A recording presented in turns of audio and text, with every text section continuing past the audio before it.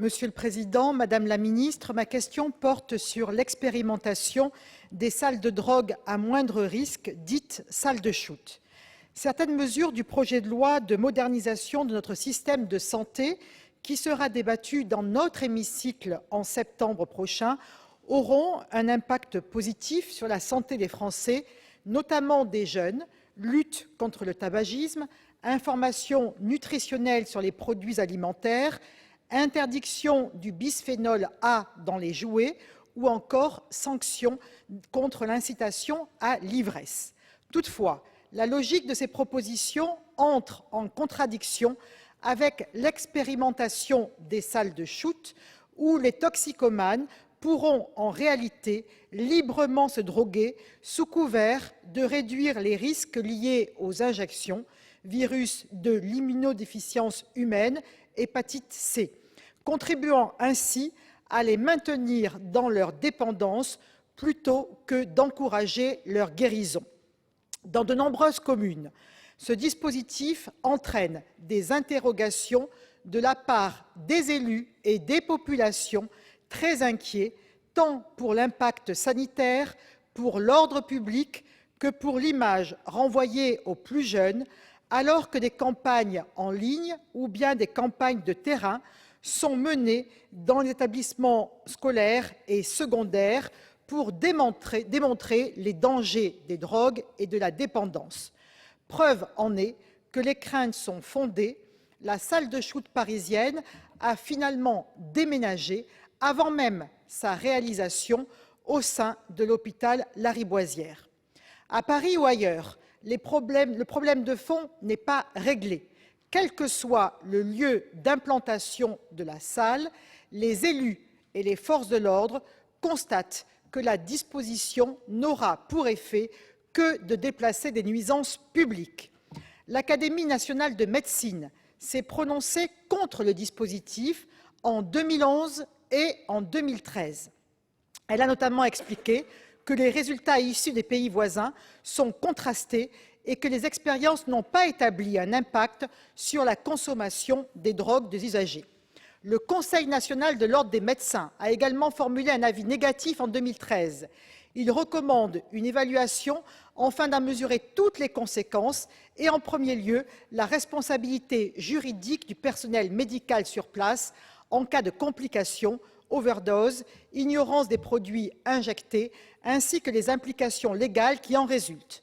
Madame la ministre, alors que le Conseil national de l'ordre des médecins et l'Académie nationale de médecine préconisent le renforcement d'une politique active de prévention pour appréhender les toxicomanes reconnus dans un état de maladie, pourquoi le gouvernement a-t-il écarté ces avis médicaux importants pour légiférer? Enfin, Madame la Ministre, pourquoi le gouvernement fait-il le choix de financer ces salles dont le coût est estimé à environ 800 000 € par an et par salle, dans un contexte budgétaire contraint, plutôt que de consacrer ces moyens aux services hospitaliers d'addictologie, aux soins de sevrage, à une politique active de prévention ou encore aux structures déjà existantes? La parole est à Madame la Ministre Laurence Rossignol. Monsieur le Président, Mesdames et Messieurs les sénateurs, Madame la sénatrice, la mise en évidence dès le début des années 80 chez les usagers de drogue par voie injectable d'une prévalence élevée du VIH, puis ensuite du VHC dans les années 90, a été à l'origine de nombreuses actions de santé publique qui ont été engagées par les associations et par les professionnels de santé. Et elles ont progressivement abouti à la mise en place d'une politique de réduction des risques qui a fait la preuve de son succès. L'incidence du VIH chez les usagers de drogue a été divisée par 4, passant de 40% à 10%. Les salles de consommation à moindre risque sont des espaces encadrés par des professionnels, personnel médical et infirmiers, travailleurs sociaux, pour lutter contre les risques infectieux liés à l'usage de drogue et aider à réduire progressivement la consommation des drogues.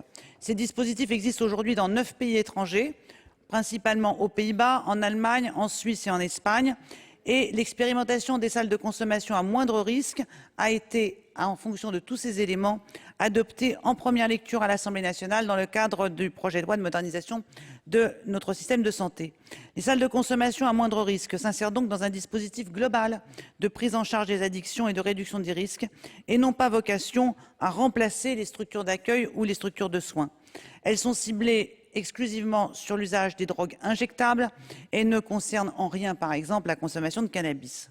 Au regard des bilans positifs tirés des expériences étrangères, le gouvernement estime opportun d'expérimenter ce dispositif en France dans un nombre limité de villes volontaires en lien étroit avec les élus municipaux. Un travail interministériel pour préparer l'ouverture de ces dispositifs dans les meilleures conditions est piloté par la mission interministérielle de lutte contre les drogues et les conduites addictives et associe l'ensemble des ministères concernés, justice, santé et intérieur. Enfin, une évaluation qui intègre aussi bien les effets sur la santé des usagers des drogues que les conséquences dans l'espace public permettra de tirer le bilan de cette expérimentation. La parole est à Madame Dominique Estrosi Sassone, qui va répondre à Madame la ministre. Oui, Monsieur le Président, Madame la Ministre, votre réponse ne me satisfait pas pleinement, bien évidemment.